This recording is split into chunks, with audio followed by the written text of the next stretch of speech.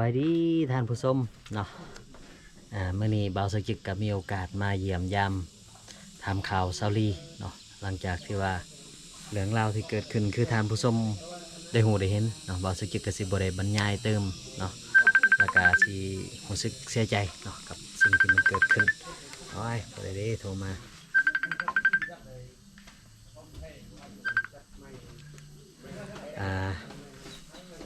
สำหรับ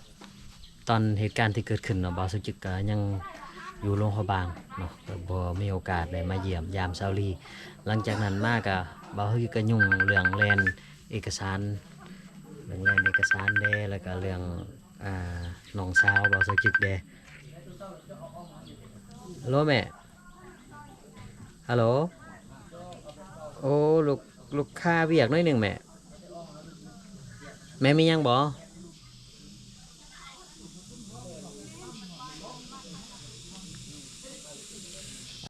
ขอจูงมือพระเดชพระคุณค่าสักจืดมาแล้วพี่น้องเอ๋ย1 ซับ1 ไลค์1 แซ่เพื่อเป็นกำลังใจเป็นจะได้เนาะท่านผู้ชมเนาะเดี๋ยวนี่เนาะเป็นจะได้ซาลีเป็นจะได้เจ็บปานใดเจ็บวันนี้เจ็บเจ็บบ่ากินข้าวกินน้ำแสบอยู่ที่กินน้ำกินข้าวบ่แซ่บกินข้าวบ่แสบกินมีกินกาแฟได้บ่ได้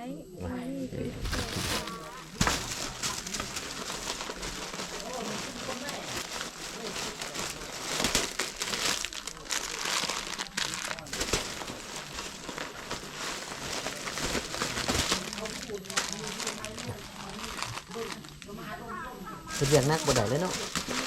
นักบ่ได้ทำงานเจ็บนักบ่ได้เจ็บแหละได้อันน่ะอันนี้ใจเด้อโดยขับใจเด้อขอบใจเนาะบางสจิกไกการเดินทางมาครั้งนี้เนาะก็ขอขอบคุณทางสุภจารที่ว่าเพิ่นสนับสนุนบ่าวสจิกเดินทางมาครั้งนี้เนาะบ่าวสจิกกับบ่มียังมาโอ้พี่น้องเนาะเพิ่นจะได้มาหากันก็ได้ก็ขอขอบคุณทางสุภจารหลายๆเนาะที่สนับสนุนให้บ่าวสจิกได้เดินทางในครั้งนี้แล้วก็ได้ประกอบส่วนค่าใช้จ่ายอย่างต่างๆเนาะขอบใจสุภจารเลยใจเด้อเลยขับตาอยู่ดีมีแฮงมีเด้อบ่าวสจิกได้ข่าวมากอะคือมือนั่นเนาะป่าของของชาวคูนูแดงอยู่ห้องหมอเนาะเพราะว่าบ่าวบนน้ำเราขึ้นไปเราก็ฟาวเลยเนาะบริบอกบ่าวสจิกเกิดบริยูสยะเนาะบ่าวจิกกับบริยูสยะบ่าวสจิกอยู่โรงพยาบาลเหมือนนั้นเนาะแต่ว่าเพิ่นโทรมาว่าอ้าวซักอยู่ไสอันน่ะมาเบิ่งเซาลี่นะแม่เซาลี่อยู่ห้องหมออันเจ้าก็เห็นบ่เห็นเราบ่เอาว่ามาเบิ่งเซาลี่แด้ว่าดิบ่ยึกกับบ่ได้ไปเนาะเอาไว้ยุ่งเด้อยู่โรงพยาบาลก็บ่ได้มาแล้ววันนี้ตอนบ่าวสึกจึกมาเซาลี่ก็กลับแล้วเนาะแล้ววันนี้บ่าวสึกจึกก็แลนเอกสารให้เน้นแฮปปี้แด้แล้วก็น้องสาวบ่าวสึกจึกก็ยังบ่สบายคือกันพี่น้องยังอยู่โรงหมออยู่เวียงจันทน์พุ่นล่ะอันน่ะจักสิว่าจะได้ช่วงนี้ก็ยุ่งยากซับซ้อนหน่อยนึงเนาะปบไตปบเนื้ออยู่พี่น้องก็บ่ตีแหละเนาะชีวิตมันก็เป็นจังซี่แหละมันก็มีช่วงที่ว่าราบรื่นมันก็มีแต่ช่วงที่ว่าอุปสรรคหยังต่างๆนั่นแหละ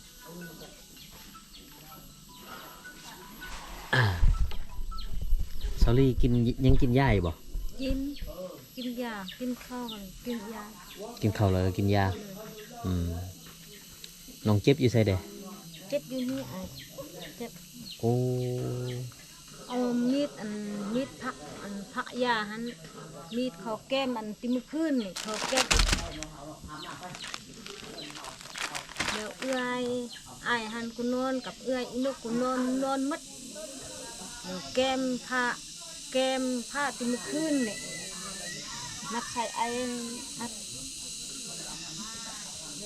เอามีดผ่าเล่มหันผ่าแห้มหันพักผ้าอันพักกริยาหันแล้วมัดแอวนี่ใช้หัดแล้วก็เอาเชือกหันเชือกแล้วก็ดึงลงอีกมุมไว้แล้วก็อีมีหันออกมาทกกันออกมาแล้วมันตักเอาเข้าแล้วยานแล้วโดดไปหุ้นโดดแล่นไปหุ้นอัดตู้หัน พยาน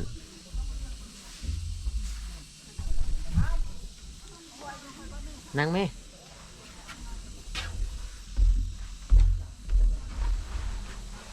เราไปเฮ็ดอีมี่หันแทงอีมี่หันแทงหันเดี๋ยวเอามีดยกอีมี่บ่ได้ทึก โอ้ แล้วก็อีมี่หันยานโดดไป ทำยัง บ่ ทำยัง เดี๋ยวเฮาน้องชักเบ็ดเดี๋ยวลงออกมาแล้วบ่ทันออกมาแล้วออกไปแล้วไปต้มเขาเอาบ่ทันจับมีดทันยูจับค่อยจับบ่แม่นเบื้องบาดนี้ โอ้ กับนี่บาทน้อยหนึ่งกับบาทอันอีไรหันเขาเห็ดก้อนมาจุกก้อนไอ้บุญน้ำก็รับมด2 คนน่ะ2 คนรับมดเราลงไปหาไอ้หันเอิ้นไอ้บ่มีโชคมีหยังเลย โอ้ตกเด้ จะลุงตรงข้ามป้า บ่มีส่งมียัง แล้วก็ไปเอิ้นอีเปืองหันอีเปืองหันกับมาอีนู่นแหะบ่มาขอยานนอนอยู่หันเดี๋ยวมาตีไอเดี๋ยวเอิ้นเอาบ่เห็นเดี๋ยวอีเปืองหันแล้วก็ที่อิดแหะเฮ็ดอีมีหันมันตะเอาเข้ามาชักค่อยมาชักแบตค่อยออกมาเอาบ่ได้ออกไปบ่ได้ไปต้มเขาเอาบ่ทันค่อยบ่เบิ่งบ่คือบ่มีมีดเล่มหันคือบ่มีบ่มีชักแบตก่อนมืดถ้าเบิ่งบ่เห็นหุ่งชักปะก็ออกมาเอาโนเขาได้ยินอีมีหันแลนตกโดดหันจับอัดตู้หันเขาบ่ได้เอิ้นบ่จากได้ทำปะออกมาตรงเข้าลุ่มหันออกมาเอาบ่ทันในบันไดหันเขาเฮ็ดก้อนเขาลงไปหันเลือดเต็มแล้วก็ไปเลือดเลื่อยลุ่มหันเลือดเต็มอายหันว่าโอ้ดอกสิตายปะคนบ่อยู่แล้วไปแพทย์มังมอหูบันปักลายหัน3 คืนแล้วมาไปหู โอ้ไปปักไล่ก่อน ไปบันปักลายก่อน3 คืนก็มาแล้วเอาเช้าแล้วบ่ได้เจ็บหลายกินยา3 เหือมาแล้วมาจอดนี้มาแล้วมานอนเจ็บแทะเจ็บว่าสันลีก็บ่ได้ไป แทง หัก คือแทงทางนี้ แทงวันเดินสาย บ่ได้แทงมาทางนี้ติ บ่ แทงนี่ แทงอันนี้เขาแทงอันทางล่างเหตุตายไอายขึ้นมาแล้วมาเบิกคนใต้แล้วเขาใบมืออันเขาแทงตั้งล่างเหตุจับมีดบ่ได้ตาย โอ้แทงทางหน้าเลย เขาแทงมาทางหน้านี่ เนี่ยคือเขากินยามากคือกินนั่นเด็กคนบดีโอ้เขากินยามาเอา แล้วไอ้ายกับเอื้อยอินกนอนเขากันนอนหมด แต่กำลังแจ้ง4-5 โมงเขาลุกมาพุ่นเขามาอายบอกเขาไปนอนหันแล้วแจ้งมาเขาออกมาเขามาชักเบ็ดเอาบอทานเขาลงบ่ได้ลงไปต้มข้าวก็บ่ได้ต้มอายมาอายลุก อันคนนี้ ตกปานดันฝนตก เป็นยังอัน แล้ว เขากิ อาน ย ยา หัน มาก บอก ก้นขึ้น เขาเฮ็ดก้นงอกอันคนนี้ บน คน เทิงหันเขากูนอนมืดเขาบ่ได้ลงมาบอกเขานอน คนดี เขาปลุกเฮือน คนดี เขานอน นอนดีนี่กินยา เขา มา โลดติมื้อคืนนะเขาอยู่เขานอนเขาก็บ่นอนเขานอนเขาฟังอายบุญนำกุหลับเอ้ยอีนกก็นอนมืดแล้วเขาโลดเที่ยวไปแต่หามื้อคืนเขาโลดติมื้อคืนไปฮอดนั้นเขาโลดเขาไปเฮ็ดอีแพทย์บ่ถึกมีดน่ะเขาเห็นมีดว่าเขาชิ้นเบิ่งโอ้เนาะเขามาเฮ็ดนี่ลอยของเฮาเนาะ คนบดี แล้วเขาเยอะจนดึก4-5 โมงแจ้ง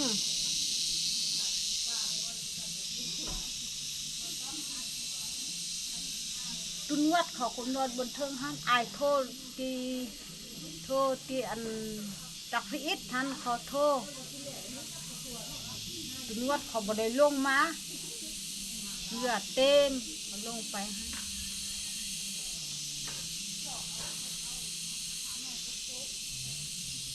แทงจะอยู่ลุ่มบ่จะอยู่เทิงแทงจะ เนี่ย อยู่ในห้อง อยู่บนเดิน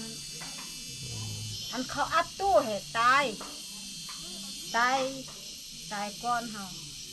นี่เขาบ่อัดเขาไทยออก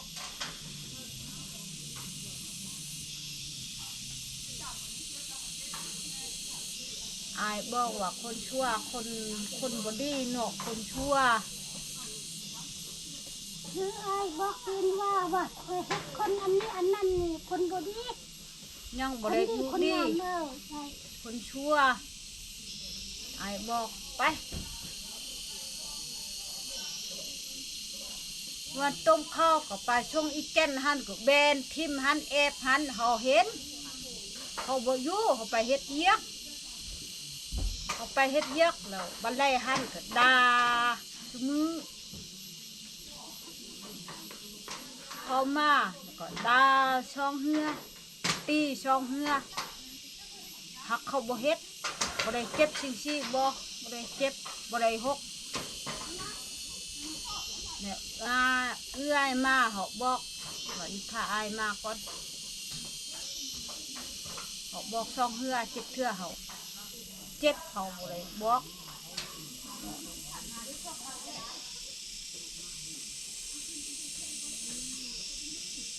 บ่เอาเลยที่ บ่เอา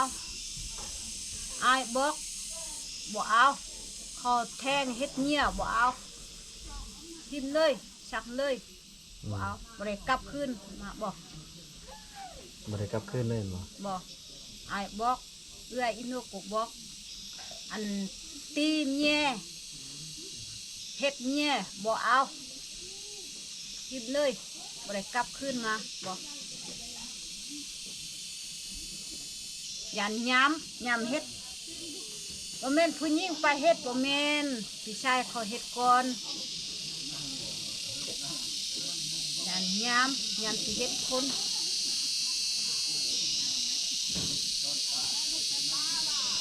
เจ้ากินข้าวแล้ว ยังเนาะดีใจแล้วนี่แต่ว่ากินยากันยังติ อยากกันยัง อืม กินเบ็ดนึ่งก็พอแล้ว โดยโอเคแต่พี่น้องเนาะบ่ไปกินข้าวนำกันว่าซะเลยพี่น้องขออนุญาตไปกินข้าวที่นี่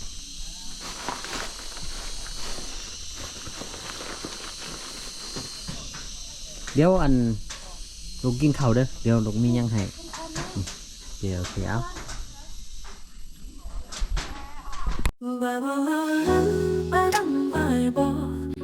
คันบ่ออกจากบ้านบ่เห็นด่านแดนไกลคันบ่ไปเดินทางบ่ห้อมเห็นโลกกว้างเปิดประสบการณ์ใหม่ผจญภัยในดินแดนลาดซากสัมผัสวิถีชีวิต วัฒนธรรม และธรรมชาติที่สวยงาม ทั่วทุกภาคของประเทศลาว และพบปะผู้คนที่มีหลากหลายอารยธรรม และวัฒนธรรมที่เก่าแก่ของชนชาติลาว ลมหายใจในยามเช้าสู่กลิ่นหอมงาเดินข้ามไปสุดปลายใจใจเธอสงบแสงแดดเย็นๆให้เรา ท่องเที่ยวเมืองเล่าวแบบสบายใจ ไปกับไกด์ทักษิณสนใจติดต่อได้ตาม QR Code ทั้ง WhatsApp Line ID และเบอร์โทรศัพท์ 85620 5572 9371 ไกด์